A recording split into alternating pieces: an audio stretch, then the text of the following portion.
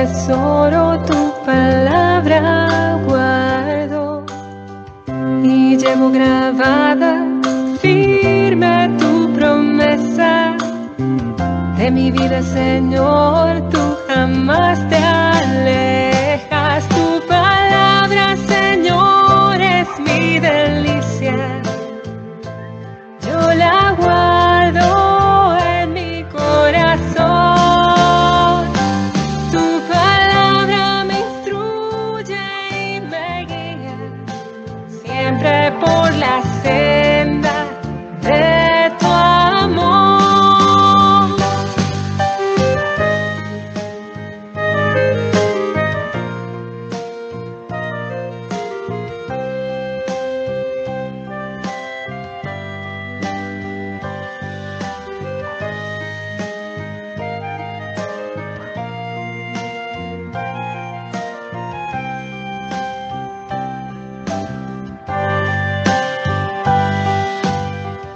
Yo sé que guardando tu palabra,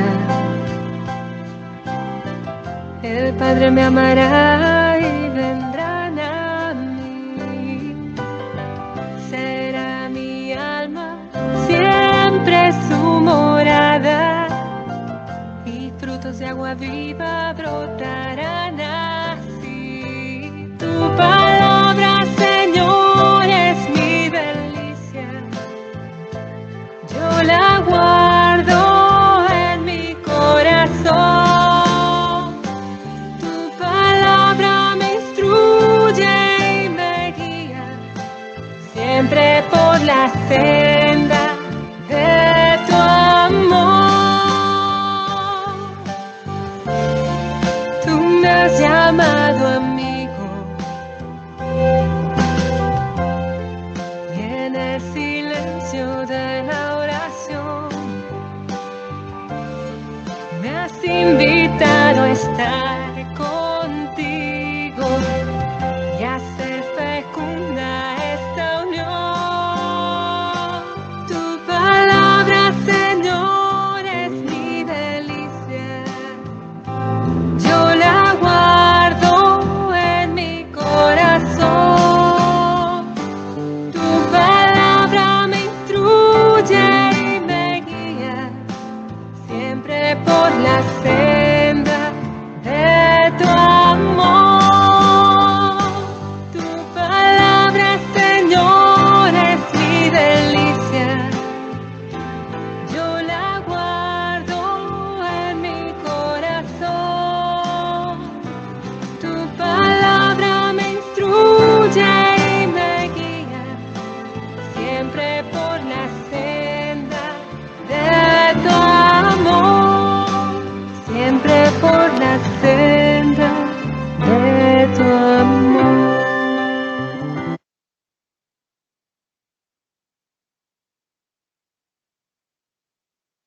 Gloria al Padre, al Hijo y al Espíritu Santo. En el nombre del Padre, del Hijo, del Espíritu Santo. Amén. Hoy vamos entonces a trabajar el ABC de la Biblia. ¿Qué significa un ABC? Como lo más elemental. Lo vamos a hacer en dos partes. Vamos a trabajarlo hoy y la próxima clase, de manera que nos quede también como una visión de conjunto sobre lo que sería una corta iniciación bíblica, para que lo tengamos en cuenta. Recuerden que hoy comenzamos el segundo módulo de trabajo. Entonces, en este ABC de la Biblia vamos a contemplar lo siguiente. ¿Qué es la Biblia? ¿En qué idioma fue escrita? ¿Qué es el canon? ¿A qué nos referimos con esa palabra? ¿Quién inspiró la Biblia? ¿Cuáles son los libros? ¿Cuáles son los géneros literarios? ¿Qué versiones de la Biblia conocemos? ¿Cómo buscar textos en la Biblia que a veces son muy complejos? Y algunas curiosidades de la Biblia. Serían como desarrollar esos 9 elementos durante todo el trabajo de esta noche. Entonces vamos a dar inicio a nuestro trabajo. La palabra Biblia significa libros. Es una compilación de textos que en un principio eran documentos separados, llamados precisamente así, libros, ¿sí? Viene de la palabra griega, la Biblia, los libros, por tanto, la Biblia no es un libro, sino una colección de libros, ¿sí? Muy interesante cuando San Clemente es un padre apostólico de la iglesia, discípulo de San Pablo, y fue el primero en usar este término. Ese conjunto de esa biblioteca, en fin, le hemos dado miles de calificativos para tratar de definirla. En fin, entonces vamos a mirar entonces cómo esos 73 libros escritos a lo largo de más de 1000 años, en los cuales se recoge historia, poesía, leyes, testimonios, tradiciones, que se remontan a mucho tiempo atrás. En ellos se reflejan los usos y costumbres de los pueblos de la antigüedad. Una colección de libros, una biblioteca, pero en cada uno encuentra una compilación de hechos, de historias, de narraciones, de salmos, como lo decíamos en las clases anteriores, para uno identificar que no es el encuentro simplemente con un libro, sino con una persona que está en el libro. Y esa es con la que nos vamos a encontrar periódicamente, con una persona que está en el libro. Y yo quisiera que eso lo tuviéramos supremamente claro.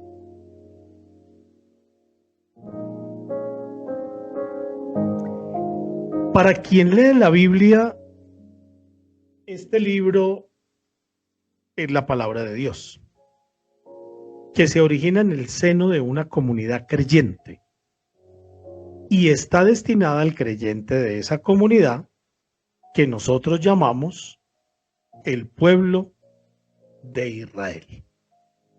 ¿Dónde nacen estos libros? En una comunidad. Y ya después, por la tradición oral, se comienza entonces a poner por escrito. ¿Sí? A poner por escrito. Entonces, miremos cómo para el pueblo Dios se ha dado a conocer a través de la historia y de la vida de cada uno de sus integrantes. Todos los libros se fueron escribiendo en relación con la vida, con la historia del pueblo de Israel. Eso es algo que no podemos nosotros perder de vista.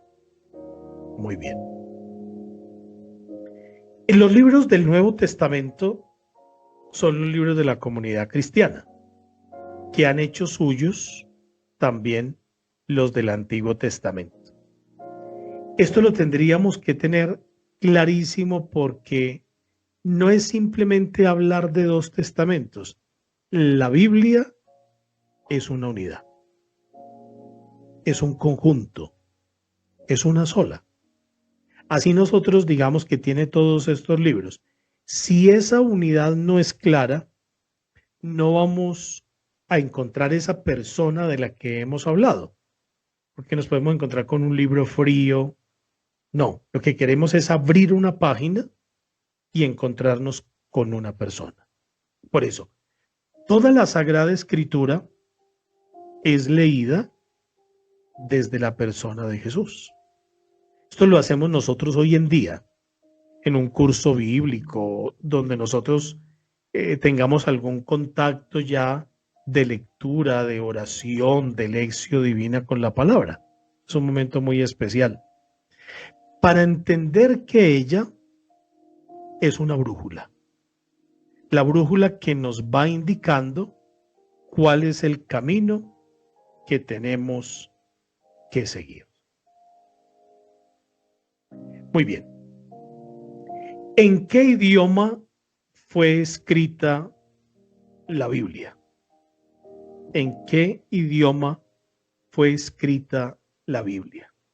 Está escrita fundamentalmente en tres lenguas: el hebreo, que es la mayor parte del Antiguo Testamento, está escrito en este idioma. El griego, se escribió la sabiduría, el segundo libro de los Macabeos, el eclesiástico, algunas partes del libro de Esther, de Daniel, el Nuevo Testamento, excepto San Mateo. Y en arameo, en esta lengua se escribió Tobías, Judith, algunos fragmentos de Esdras, de Daniel, Jeremías y el texto original del Evangelio de San Mateo. Estas son las lenguas que hoy en día son lenguas que necesita cualquier biblista para poder entonces entrar a estudiar los originales, ¿sí? Cualquier persona que vaya a estudiar la Biblia ya a nivel profesional tiene que tomar contacto con estas lenguas para poder leer en la lengua original y entender así los textos, porque recuerde que lo que nosotros tenemos son traducciones, que son precisamente derivadas de estas lenguas. Bien, avancemos entonces y hablemos de qué es el canon. ¿A qué nos referimos nosotros con esa palabra? Entonces, en el conjunto de libros, ¿sí?, que integran la Biblia según la tradición religiosa, que los considera divinamente inspirados y los distingue de otros textos que no se consideran revelados. Ese canon es todo ese conjunto de los libros, ¿sí? Todo el conjunto de los libros. Ese canon ya se cerró, como se cerró también la revelación. Todo lo que tenía que decir Jesús de su Padre, nos lo dijo, está en la Sagrada Escritura y se cerró. El canon también, ¿sí? Por eso católicos, cristianos no católicos y judíos tienen distintos cánones. Mucha gente viene a veces a las parroquias, a las oficinas parroquiales y le dicen a uno, por favor, mire si esta Biblia es o no católica. Entonces usted tiene que mirar el canon, el conjunto de los libros. Cuando el carácter canónico de un escrito es reconocido tardíamente, se dice que es deuterocanónico. Entonces ustedes ven una Biblia, la reconocen y dice deuterocanónicos, con deuterocanónicos. ¿Eso qué significa? ¿Sí? Entonces es muy importante que eso lo tengamos en cuenta. Ese canon de los libros inspirados, vamos a mirarlo en los judíos, en los protestantes y en los católicos. Es bueno aclarar que la persona que a veces tiene una iglesia en nuestro barrio no es netamente protestante, es una iglesia cristiana, porque el protestantismo, y muchos están aquí, por ejemplo, del curso de catequesis que hacemos los miércoles, y hemos explicado todo lo que es la reforma protestante desde Lutero. Realmente los luteranos es como la palabra que más se acomoda a ellos, ¿sí?, que es después de la reforma protestante. Los judíos tienen 39 libros: Torá, profetas, agiógrafos, que son realmente aquellos que se dedican a escribirla, ¿no? Ellos aceptan 39 libros del Antiguo Testamento. No aceptan ningún libro del Nuevo Testamento. Estas infografías, aunque aparecen supremamente simples, son orientadoras, porque a veces uno no sé cómo les dijera. A veces se pierde mucho en explicaciones y esas diferenciaciones son muy interesantes para uno poder entonces entender y orientar, ¿sí? Los protestantes utilizan 69 libros, 66, 39 del Antiguo Testamento, 27 del Nuevo Testamento, deuterocanónicos según el canon, que son Tobías, Judith, primero Macabeos, segundo Macabeos, Sabiduría, Eclesiástico y Baruch. Entonces, si ustedes ven una Biblia evangélica, no tienen los deuterocanónicos, porque ellos se ciñen con este canon protestante, ¿sí? Ese canon protestante, ellos se rigen. Pero algunas Biblias que son hechas para los católicos, cuando ustedes vean, con deuterocanónicos, es una Biblia hecha para católicos. Porque, por ejemplo, nosotros en nuestro medio trabajamos mucho la Biblia Dios habla hoy. Esa Biblia nunca la utiliza un cristiano, la utiliza solamente un católico. Porque quienes la elaboran son prácticamente un equipo de biblistas católicos. Y siempre aparece con deuterocanónicos para poder hacer esa diferenciación. Por eso nosotros, los católicos, tenemos 73 libros, que son 46 en el Antiguo Testamento y 27 en el Nuevo Testamento.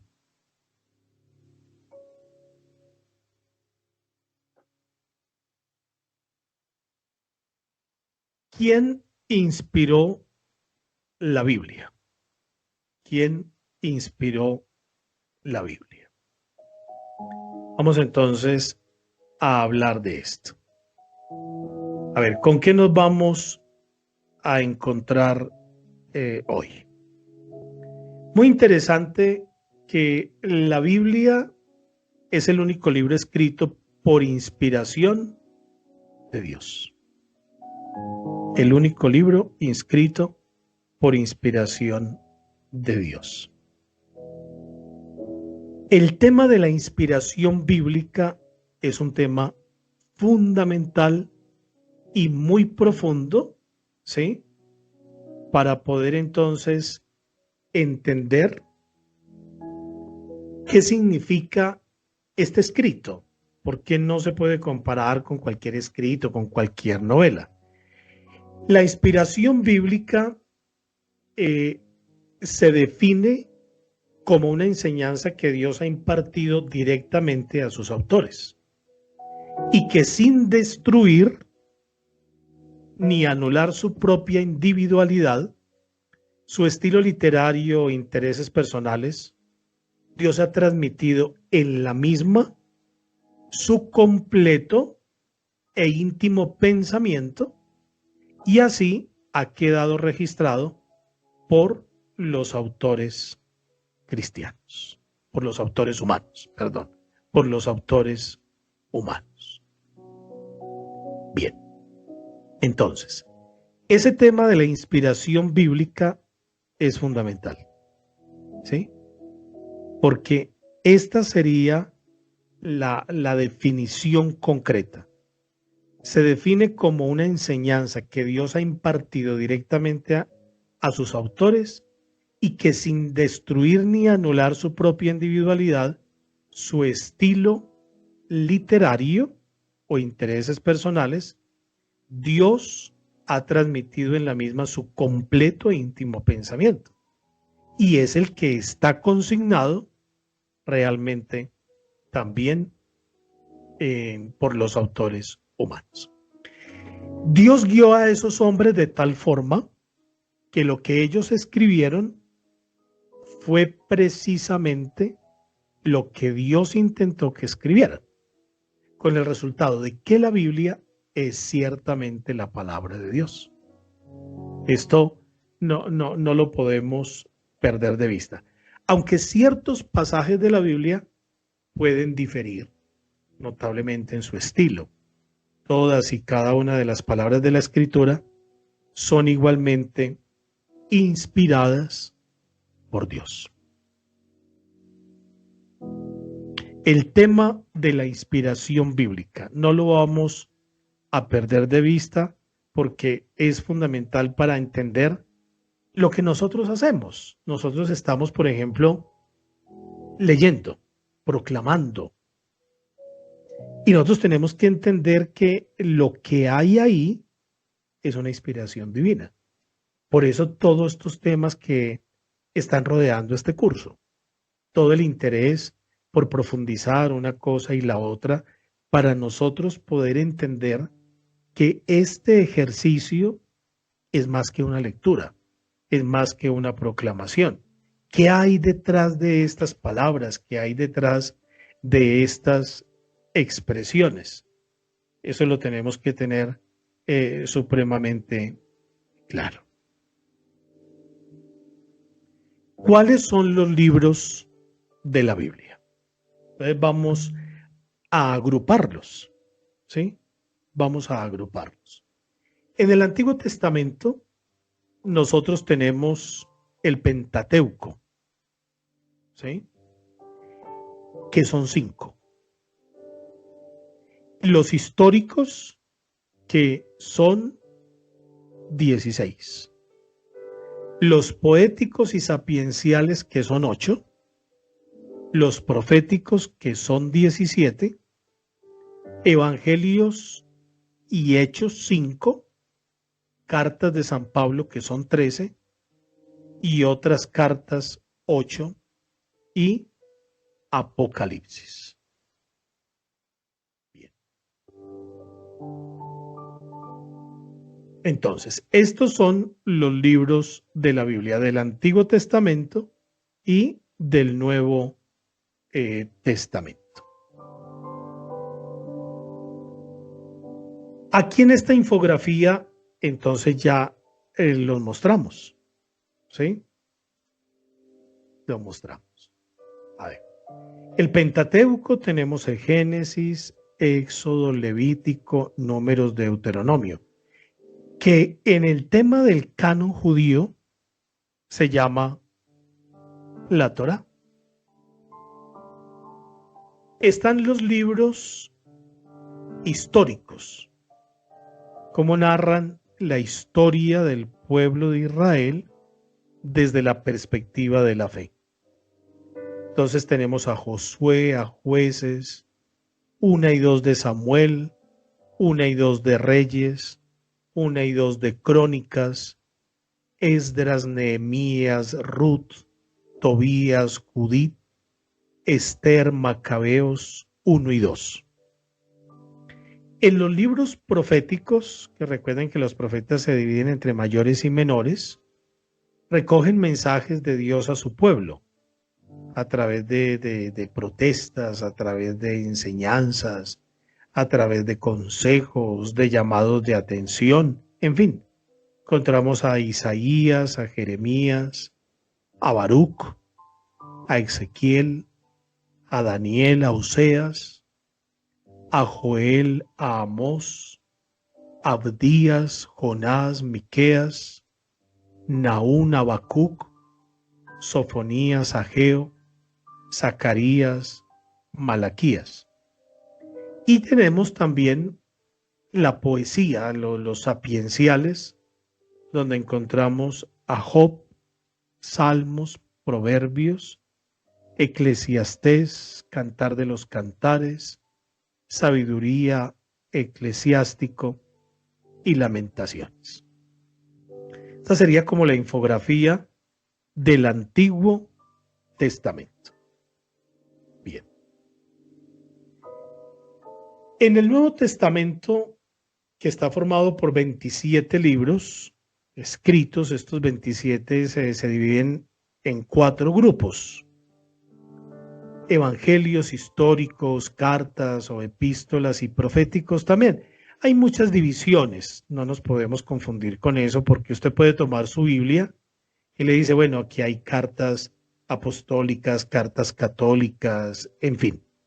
El Apocalipsis en algunas divisiones lo ponen como un libro profético, porque es muy parecido, por ejemplo, también al libro de Daniel, ¿sí?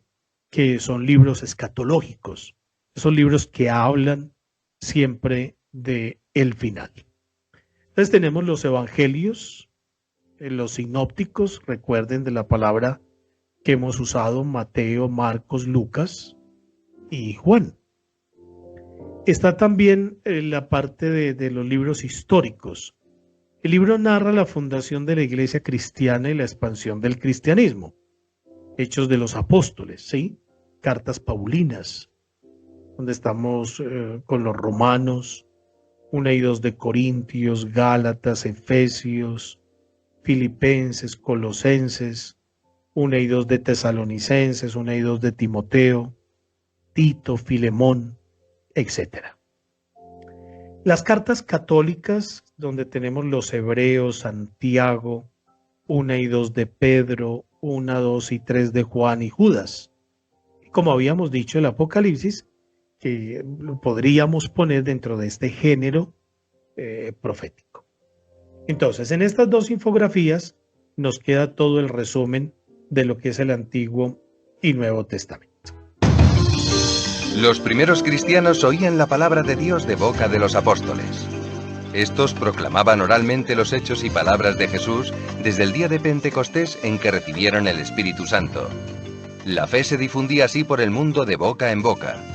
Pero los testigos presenciales de aquellos hechos se extinguían y se hizo necesario fijarlos por escrito. Surge así el Nuevo Testamento, formado por 27 libros. La primitiva Iglesia los recibió como textos sagrados, escritos por inspiración del Espíritu Santo, y los unieron a los del Antiguo Testamento.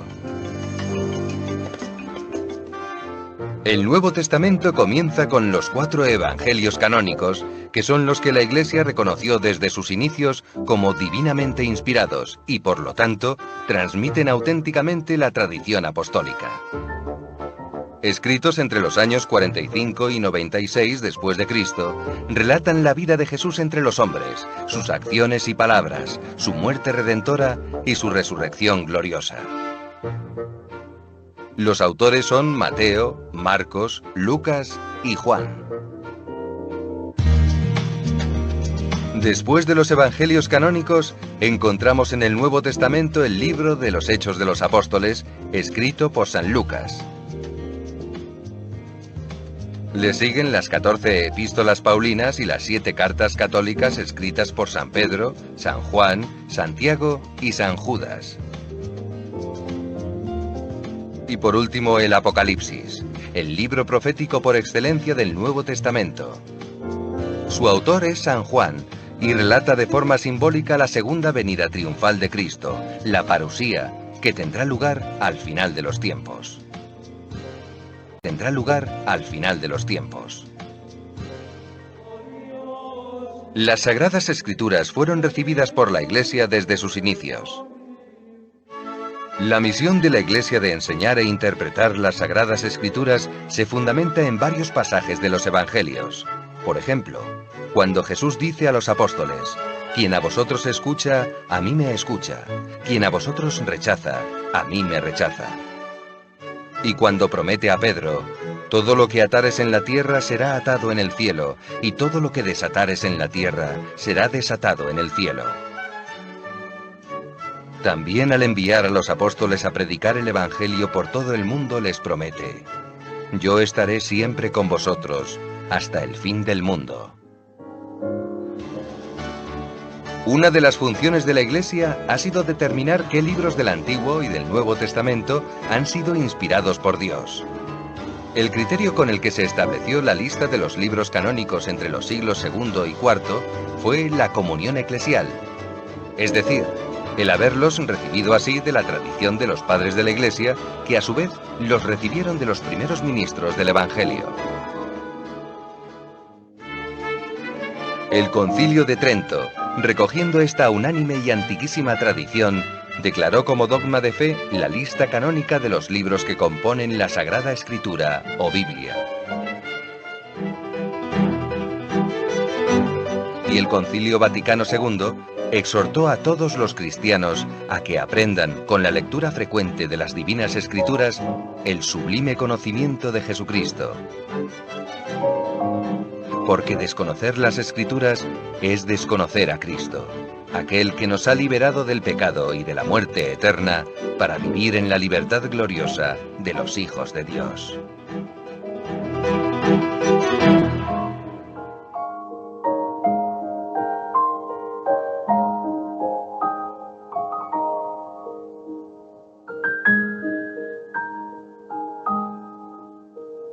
Muy bien, entonces ahorita hablemos de los géneros literarios. Los géneros literarios son formas de expresión utilizados por autores de una época y lugar determinados para expresar su pensamiento. Ustedes, por ejemplo, hablaban mucho de la necesidad de buscar algunas herramientas para aprender a interpretar o buscar las ideas principales de un texto. Nosotros tenemos en la liturgia una lectura semicontinua de los textos. Semicontinua, eso es muy interesante que lo tengamos en cuenta. No es continua, sino semicontinua, ¿sí?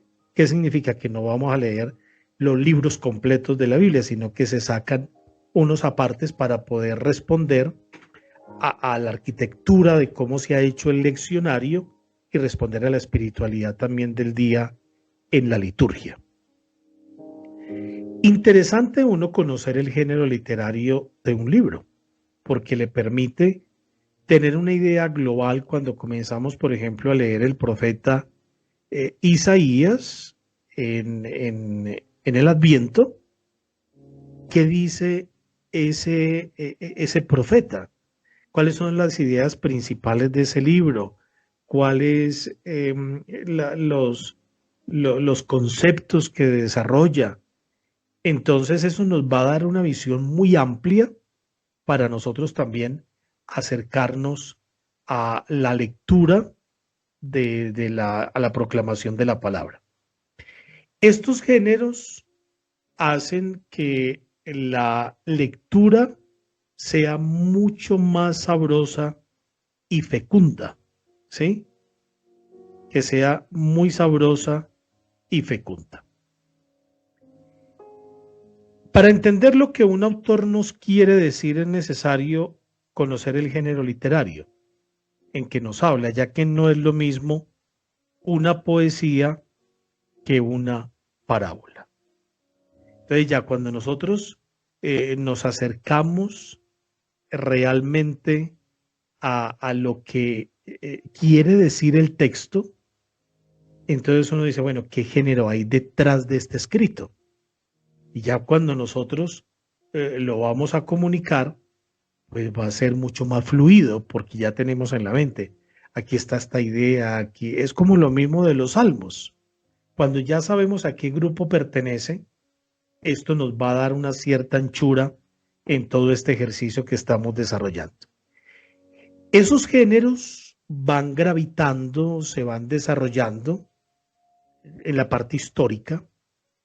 La historia bíblica no se interesa únicamente por los hechos que sucedieron, sino sobre todo cómo fueron vividos y qué significaron, que es lo que nosotros extraemos del texto también para la vida. La parte del género de literario de la ley bíblica como género es semejante a la de otras literaturas antiguas y modernas. Esta ley está encuadrada en la historia de Moisés, en el contexto de la alianza. Esto lo encontramos mucho en los libros del Éxodo, del Levítico, de los Números, del Deuteronomio. El género de la profecía, ¿sí? La profecía es palabra de mensajero. Es una forma de sentencia por la que Dios habla a los hombres. Y aquí encontramos todos los libros de los profetas. Bien. Avancemos y hablemos de el género lírico. ¿Qué significa este género lírico? La lírica es una expresión literaria de vivencias, abunda en la Biblia, con cantos esparcidos por la mayor parte de sus libros, con 3 obras específicas.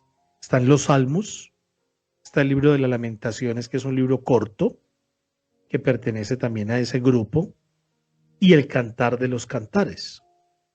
Entonces es muy interesante que ese género siempre está detrás de cada uno de esos textos que nosotros proclamamos. La sabiduría radica en el uso que hace el hombre de su experiencia, de su razón para salir a flote, ¿sí?, en todos los niveles de la vida.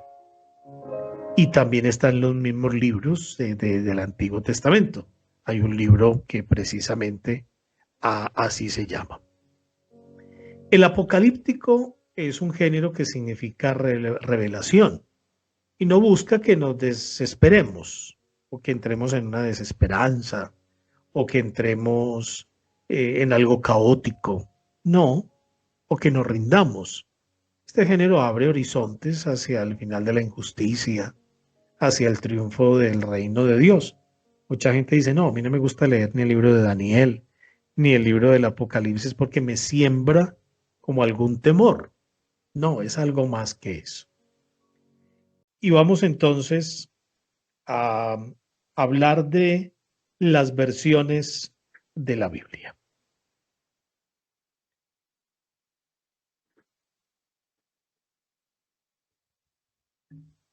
Para poder entonces continuar la clase. Septuaginta, Vulgata, la Biblia y muchas más. A ver, ¿esto a qué se refiere?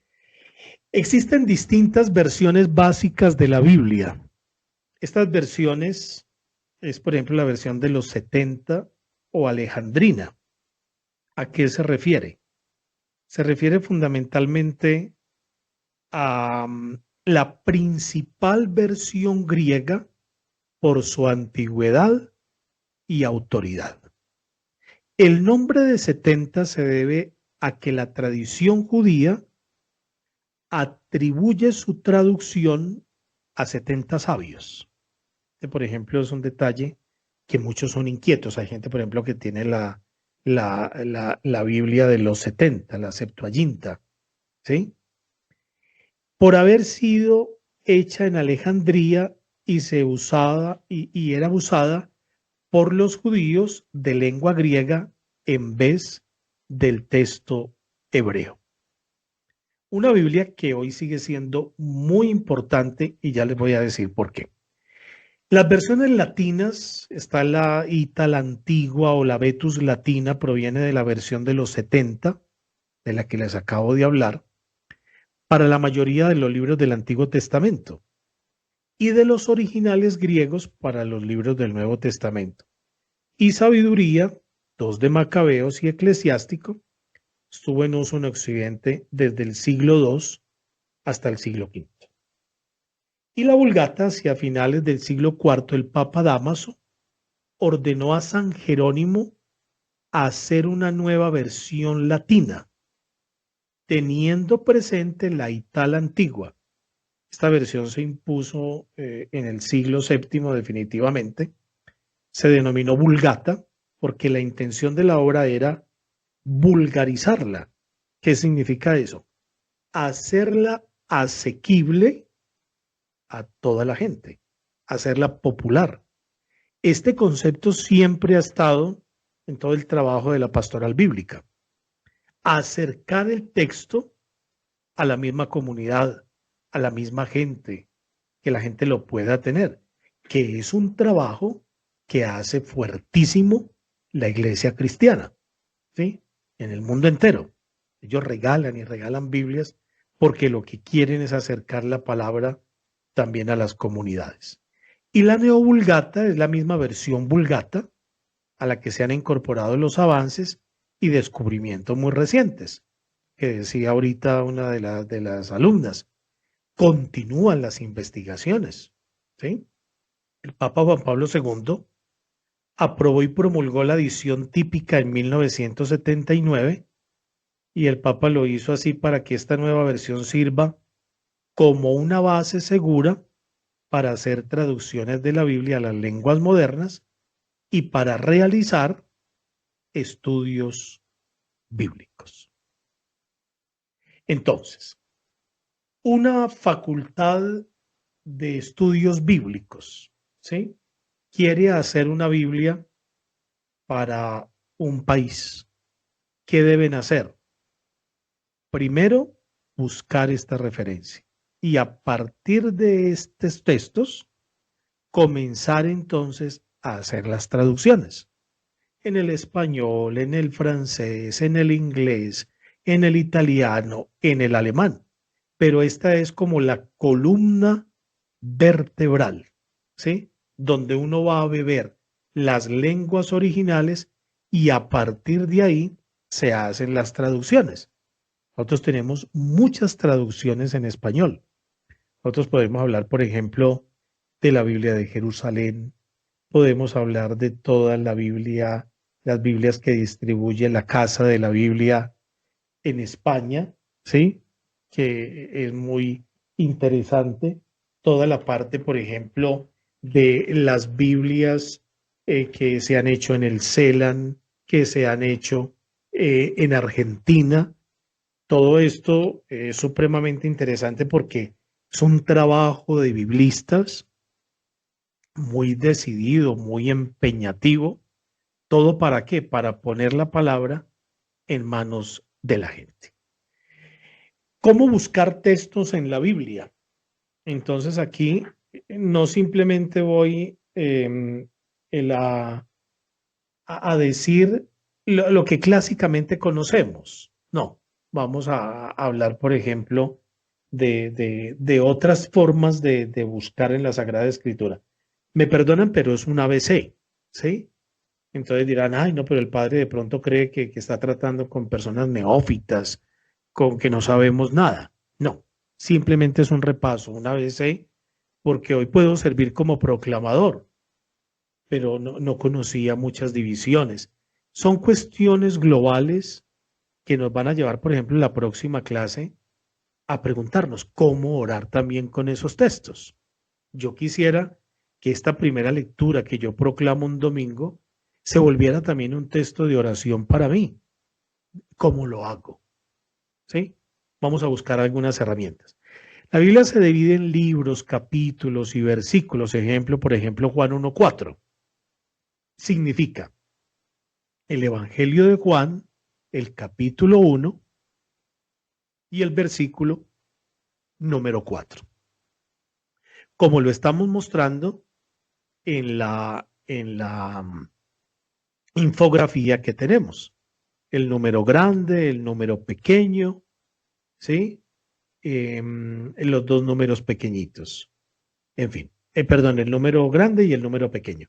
Puede buscar la abreviatura del libro en el índice, pero no es lo más usual. Nosotros tendríamos que entender ya como personas, como proclamadores, que tomamos una Biblia. Ya después más adelante, cuando hablemos del leccionario, les voy a decir por qué nosotros no leemos directamente y proclamamos de la Biblia directamente en la liturgia. Ya después les explicaré todo ese detalle. La idea es que uno sepa dónde está el libro y casi que sin utilizar, hoy tenemos más facilidades, hoy hay unos uñeros en la Biblia, entonces uno puede llegar directamente al Evangelio de San Mateo. Pero si no lo tuvieran, más o menos a ojo, uno tendría que poner el dedo y quedar muy cerquita del libro que está buscando, ¿no? Dice Santiago. Esto debe estar, por ejemplo, Judas o la primera carta de San Juan o Romanos. yo tendría que mirar muy bien, calcular con el dedo para poder llegar al sitio exacto. La estructura de la cita bíblica está la abreviatura, corresponde al libro que se cita. También encuentra uno abreviaturas que entiende más fácil y otras que tienen solamente 2 letras. Entonces habría que buscar en una tabla para uno poderla identificar. Esto es muy importante porque los leccionarios utilizan la abreviatura y uno dice de quién será este texto o en fin. Entonces uno encuentra algunas citas. Es muy importante que uno reconozca. Es algo muy técnico, pero que un proclamador debiera de saberlo. El número grande indica el capítulo que siempre se encuentra a la izquierda. Los números más pequeños que se encuentran dentro del texto corresponden a los versículos y se separan del capítulo por una coma, como lo estamos viendo abajo en los colores que están ustedes reconociendo. Están visualizando. Cuando se quieren citar varios versículos no seguidos de un capítulo, entonces, ¿con qué nos vamos a encontrar? Con lo siguiente. Hechos 4, 32.34, 35. ¿Qué significa eso? Aquí está toda la cita en la parte inferior de la pantalla, ¿sí? Y nosotros leeríamos solo el versículo 32, ¿sí? Solo el versículo 32. Saltamos al 34, no leemos el 33 y eso se separa con un punto. Ustedes ven, por ejemplo, que en el leccionario, cuando están leyendo, proclamando, encuentran una cantidad de números largos, entonces unos con el guión, con el punto, porque la palabra de ese día puede estar sacada del capítulo 4 de los Hechos de los Apóstoles, pero solamente se leyeron el 32, el 35, el 38, el 44, etcétera. Estoy poniendo un ejemplo, ¿sí? Entonces, esto lo podemos encontrar. ¿Qué significa? Leo el 32, el 33 no, porque no tiene la rayita que significa hasta, ¿sí? Y luego 34 hasta el 35. Entonces es muy importante que esto lo tengamos claro. Cuando la cita abarca más de un capítulo, entonces, por ejemplo, Marcos 2, 27, 3, 6, se indica el capítulo inicial y el versículo inicial. Se coloca un guión y luego el capítulo final junto con el versículo final.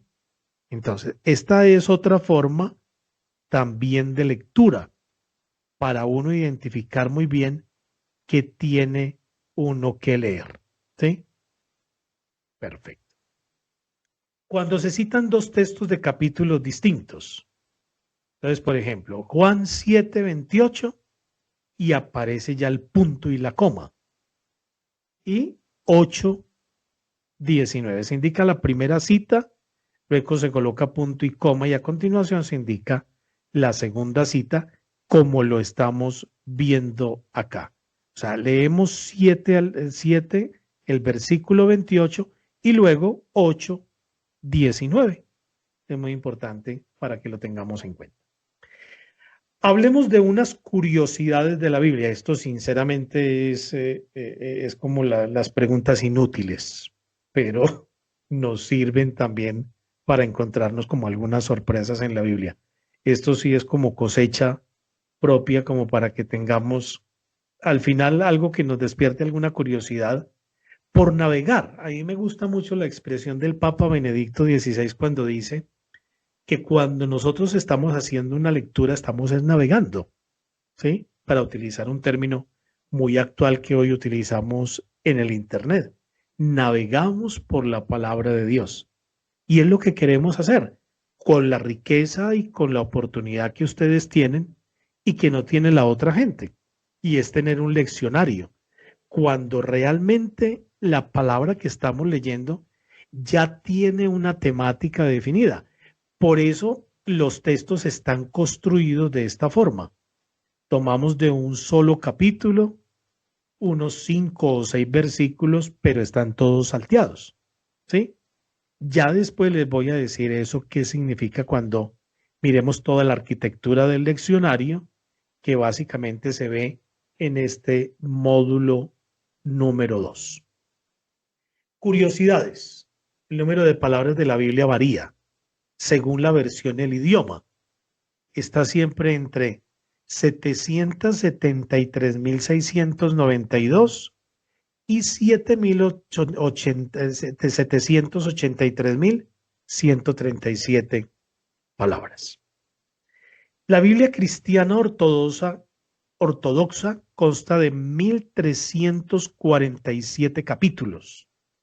La católica romana de 1.329, la protestante de 1.189, 260 de los cuales constituyen el Nuevo Testamento. Bueno, muy bien. El libro que aparece como último en la Biblia es el Apocalipsis de San Juan, pero en realidad el último en ser escrito fue el Evangelio de San Juan. El capítulo más corto de toda la Biblia, ¿sí?, es el Apocalipsis.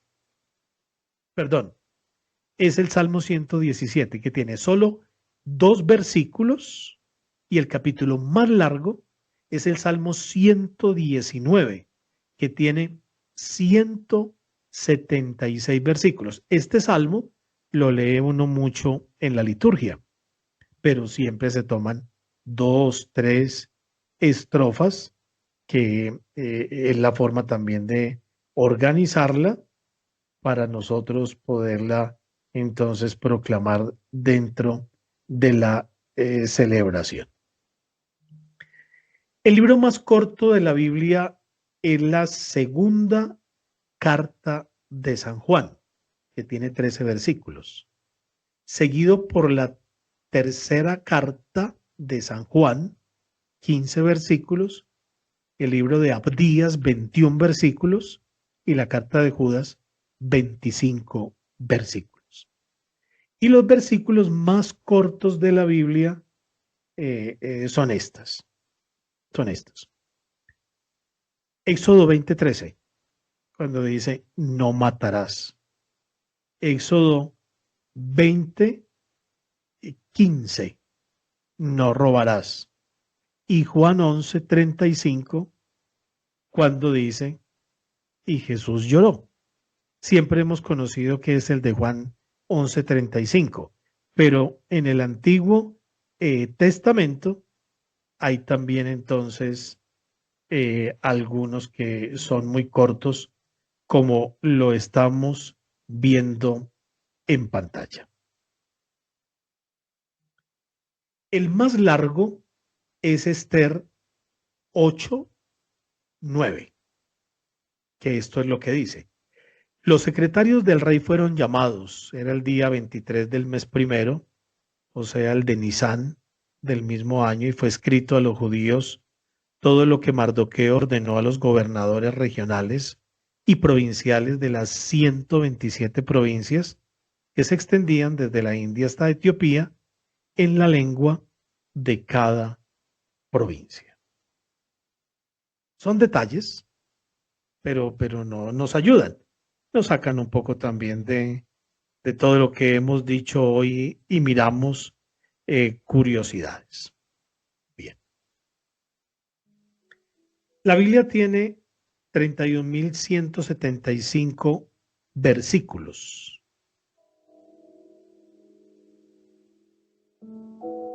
El nombre de Yahvé aparece 6.845 veces. Y el Salmo 117 se halla en toda la mitad de la Biblia.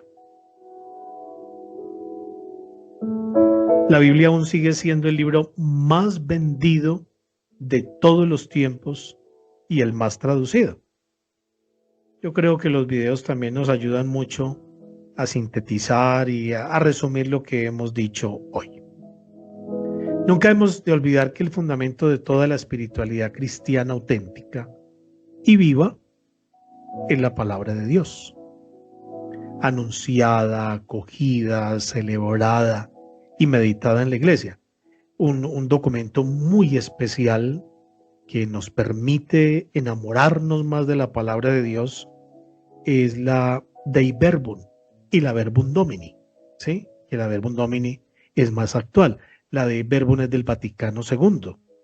Y ahí nos da casi que una iniciación bíblica. Muchas de las cosas de hoy las hemos tomado de ahí para poder entonces tener todos los insumos para nuestra clase.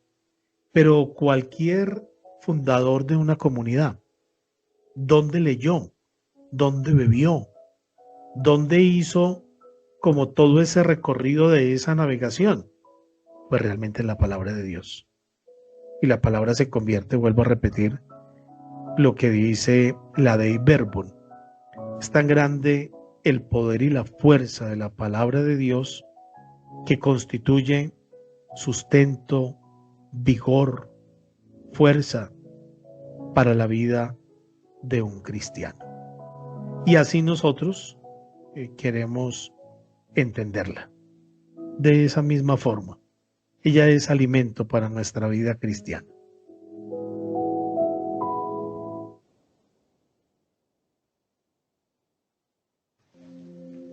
Desde antiguo, todos los pueblos y culturas han deseado conocer a Dios. Egipcios y persas, griegos y romanos, todos lo han buscado. Lo intuían en las maravillas de la creación, el mar, la tierra, el cielo, las galaxias, pero Dios no se conformó con dejar pistas de su existencia. Salió al encuentro del hombre a través de los acontecimientos humanos y de su mismo lenguaje para que los hombres pudieran encontrarse con él. Para llevar a cabo sus planes, eligió a un pueblo, pequeño en número pero grande en importancia, el pueblo de Israel, cuyo padre es Abraham. Dios le escoge para hacerle padre de una multitud de naciones y le dice: en ti serán benditas todas las naciones de la tierra. Tras la etapa de los patriarcas, Dios constituye a Israel como su pueblo. Le salva de la esclavitud de Egipto y establece con él la alianza del Sinaí, dándole su ley por medio de Moisés. El pueblo de Israel, o pueblo hebreo, será el depositario de las promesas de Dios ante toda la humanidad. Conservaron fielmente en su memoria la historia de sus antepasados, sus tradiciones y su fe, transmitiéndola oralmente de padres a hijos. Con el paso de los siglos. Bueno, tuvimos una falla. Desde antiguo, todos los pueblos y culturas han deseado conocer a Dios. Egipcios y persas, griegos y romanos, todos lo han buscado. Lo intuían en las maravillas de la creación, el mar, la tierra, el cielo, las galaxias, pero Dios no se conformó con dejar pistas de su existencia. Salió al encuentro del hombre a través de los acontecimientos humanos y de su mismo lenguaje para que los hombres pudieran encontrarse con él. Para llevar a cabo sus planes, eligió a un pueblo, pequeño en número pero grande en importancia, el pueblo de Israel, cuyo padre es Abraham. Dios le escoge para hacerle padre de una multitud de naciones y le dice: en ti serán benditas todas las naciones de la tierra. Tras la etapa de los patriarcas, Dios constituye a Israel como su pueblo. Le salva de la esclavitud de Egipto y establece con él la alianza del Sinaí, dándole su ley por medio de Moisés. El pueblo de Israel, o pueblo hebreo, será el depositario de las promesas de Dios ante toda la humanidad.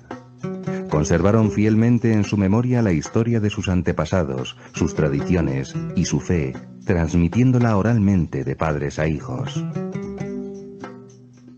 Con el paso de los siglos, personas inspiradas por el Espíritu Santo pusieron por escrito las antiguas tradiciones religiosas, formando el conjunto de libros que llamamos Biblia. En la Biblia está escrita la revelación de Dios a los hombres, la historia más grande jamás contada, la historia de la salvación, que culmina con el mayor acontecimiento de la humanidad, el Hijo de Dios que se hace hombre. 73 son los libros que forman la Biblia, con dos partes bien diferenciadas, el Antiguo y el Nuevo Testamento. Los libros del Antiguo Testamento, escritos entre el siglo XIII y el I a.C., recogen la historia de Abraham y los patriarcas, de Moisés y la alianza del Sinaí, de David y sus sucesores, hasta la venida de Jesús. El Nuevo Testamento contiene la vida y enseñanzas de Jesucristo, recogida en los Evangelios, y también algunos hechos de los apóstoles y cartas a los primeros cristianos. Todos estos textos fueron escritos antes del año 100 después de Cristo. La Biblia fue compuesta bajo la inspiración del Espíritu Santo por más de 40 autores diferentes. Pastores, profetas, reyes, sacerdotes, pescadores, como algunos de los apóstoles. A pesar de estas diferencias y de la enorme cantidad de años transcurridos, la Iglesia enseña que en la Sagrada Escritura está recogida la palabra de Dios y que Él es su autor principal. El Espíritu Santo inspiró a aquellos hombres, verdaderos autores humanos, para escribir todo y solo lo que Él quería, poniendo cada uno de ellos su esfuerzo, su talento y su habilidad de escritor. La Biblia es ante todo un libro religioso que narra la historia de la salvación. Por eso, cuando el Génesis describe la creación del mundo, no nos revela cómo se llevó a cabo, sino una verdad más profunda, que el mundo tiene su origen por creación de Dios. Para interpretar la Biblia, debemos fijarnos bien en las palabras y tener en cuenta las circunstancias históricas del autor humano, su mundo, sus intereses, las fuentes orales y escritas que ha utilizado y las expresiones que se usaban en su tiempo. Así descubriremos el estilo o género literario empleado por cada uno. 7 son los principales géneros de la Biblia. En el Antiguo Testamento abunda el género histórico, el jurídico, el profético, el poético y el sapiencial. En el Nuevo Testamento encontramos el género histórico, el evangélico, el epistolar y el profético. Pero para interpretar la Biblia no basta conocer los géneros literarios. La Iglesia enseña que ha de ser entendida a la luz de la unidad total de la Escritura y de la analogía de la fe, y que la interpretación debe hacerse según la tradición de la Iglesia.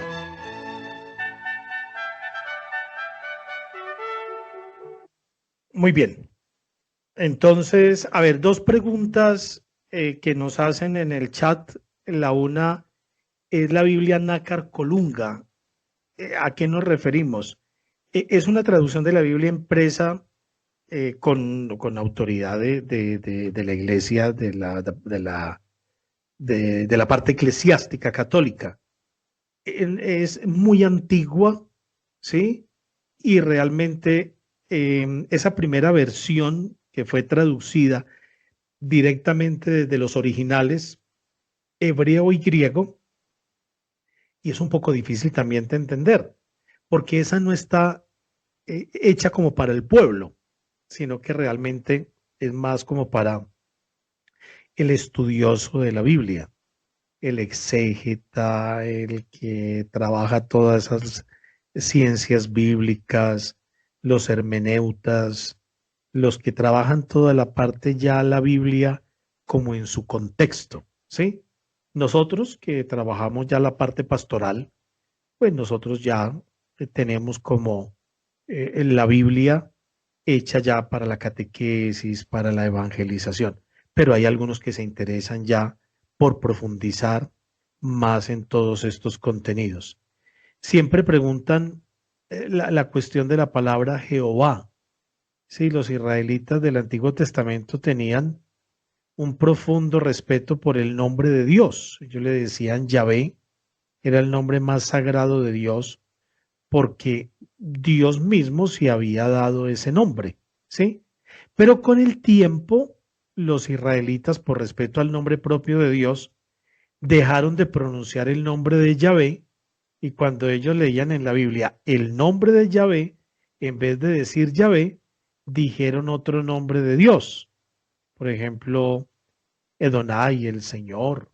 Resultó que después de 100 años los israelitas se fueron olvidando por completo de la pronunciación original, porque recuerden que no habían vocales y era la Y, la H, la B, la H para decir Yahvé, porque siempre decían Adonai el Señor. Y en la Edad Media está toda la parte pues de la historia, que es el año 1000 a 1500 años después de Cristo. Los hebraístas que estudiaban el idioma hebreo antiguo empezaron a poner vocales. Recuerden que solamente era la Y, la H, la B y la H. Y comienzan a poner vocales entre las consonantes del idioma hebreo. Y cuando les tocó colocar vocales en la palabra hebrea Yahvé, el nombre antiguo de Dios, encontraron muchas dificultades. Entonces, por no conocer esa pronunciación original de las 4 consonantes, que en las letras castellanas correspondían a Y, H, B y H, y en letras latrinas, de las que acabo de decir, y para recordar al lector que por respeto debía decir Edonai, en vez de Yahvé, pusieron las 3 vocales, E, O, A, de la palabra Edonai, y resultó Jehová en latín. Entonces eso es un poco lo que nosotros conocemos ya en la parte bibliográfica. Es un error, pero hoy, por ejemplo, en el mundo evangélico, muchos de los evangélicos van a estudiar Biblia a nuestras universidades católicas, a la Javeriana, a Luis Amigó, a la Bolivariana, y allí ya los pastores también se han ido culturizando, se han ido formando, incluso muchos tienen como estudio los mismos libros apócrifos, en fin, vamos encontrando también que todas estas ciencias son muy dinámicas. Ay, no se me... Aló. Buenas noches, padre. ¿Cómo me le va? Dios me lo bendiga. Adelante. Padre, lo que pasa es que, por ejemplo, a veces uno está haciendo en comunidad o cuando tiene varias personas reunidas y pues lógico, cada uno tiene diferentes Biblias y hay unas que son más claras, otras no son tan claras, otras que cambian mucho las palabras. Entonces, pues yo, por ejemplo, yo les digo, siempre les recomiendo que tengan la Jerusalén o la latina, que es digamos que es muy adaptada a nuestro país. La Biblia del peregrino, la Biblia del pueblo. Entonces, Sí, ¿cuál podría uno recomendar? ¿Estoy bien en ese sentido o hay sí, una está muy bien. opción? Por ejemplo, ya para el estudio del grupo bíblico, Jerusalén nos va a ayudar mucho. Está, por ejemplo, la de Alonso Chequel, que es la del peregrino. Está la del Celan. Está la Biblia de Navarra. O sea, hay que mirar realmente para qué la vamos a usar. Cuando vamos a estar en la catequesis, necesitamos una versión.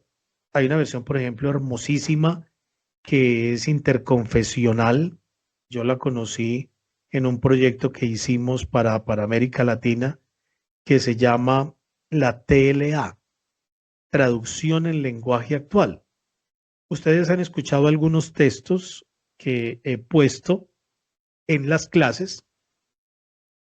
Ese texto lo grabamos, por ejemplo, todo el Nuevo Testamento con actores de la televisión colombiana. En su momento estaba Carlos Muñoz, estaba Chela del Río, Gaspar Ospina, que fue la forma como muchos de nosotros crecimos escuchando las radionovelas. Ellos no lo grabaron. Yo he puesto algunos textos dentro de la clase y esa es una producción hermosísima. Son como aproximadamente 300 audios de todo el Nuevo Testamento. Yo lo utilizo mucho en la catequesis porque es una Biblia que solo tiene 400 palabras y son con las que las personas normales y comunes y corrientes hablamos. Usted comienza a leerla y usted dice, yo entiendo todo, todo, todo, todo. Y el lenguaje es supremamente cercano, asequible, amable, y usted como que se compenetra con el texto. Es una belleza. Incluso está en digital, en un sitio donde están todas las Biblias. Ustedes buscan traducción del lenguaje actual y ahí pueden sacar los textos, los pueden imprimir, los pueden cortar, trabajar, y realmente es una versión hermosísima. Nosotros tenemos toda la producción en audio, con esto hacemos cuestiones para radio, en fin. Bueno, hemos llegado como al final, no quiero cansarlos más. Despidámonos también de la Santísima Virgen María, encomendémonos. Este es un segundo módulo. Muchas personas quedaron hoy sorprendidas. Aquí tengo una nota porque todo el equipo, yo les había dicho esta semana, deben de ponerse al día. Entonces muchas personas fueron retiradas, un grupo grandísimo. Ya cuando llega la clase, entonces la gente comienza a escribir en el chat. Es un poco difícil. Todo lo van a hacer por el WhatsApp, todas las preguntas, para que la clase sea un momento más tranquilo, sea un momento en que nos preparemos, sea un momento en que nos concentremos y aprovechemos mucho todos estos contenidos que nos van a ayudar también a tener una formación buena, fuerte, sistemática para seguir acompañando nuestros grupos de lectores. Encomendémonos a la Santísima Virgen María y nos despedimos.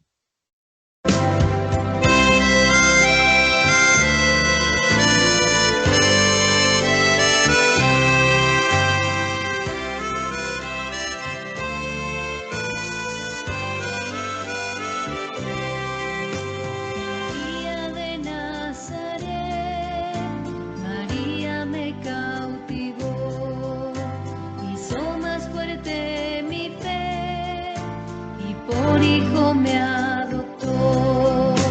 A veces cuando me pongo a rezar, en mis pensamientos vuelvo a soñar y con sentimiento empiezo a cantar. María de Nazaret, la Virgen a quien Dios Padre eligió por madre del Hijo Santo de Dios. María que nos conduce al amor, María de mi Señor. Ave María, Ave María, Ave María, Madre de Dios. Mujer que trajiste el don de la paz, de todos los hombres madre serás. En nuestros caminos siempre estarás, llevándonos hasta Dios. María que vio a Jesús caminar, María que le ha enseñado a hablar, María la que sabía escuchar, María de Nazaret. Ave María, Ave María, Ave María, Madre de Dios. La bendición de Dios Todopoderoso, Padre, Hijo y Espíritu Santo, descienda sobre ustedes y los acompañe siempre. Buenas noches, buen descanso. Con la ayuda del Señor, el próximo lunes estaremos nuevamente acá en este espacio virtual para continuar el ABC de la Biblia en su segunda parte.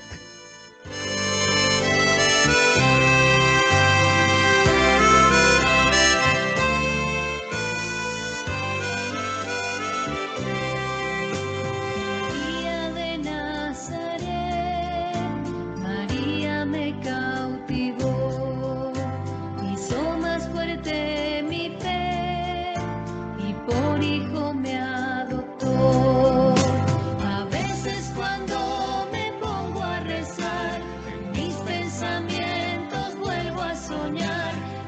sentimiento empiezo a cantar, María de Nazaret, la Virgen a quien Dios Padre eligió por madre del Hijo Santo de Dios, María que nos conduce al amor, María de mi Señor. Ave María, Ave María, Ave María, Madre de Dios, mujer que trajiste el don de la paz, de todos los hombres madre serás, en nuestros caminos siempre estarás, llevándonos hasta Dios. María que vio a Jesús caminar, María que le ha enseñado a hablar, María la que sabía escuchar, María de Nazaret.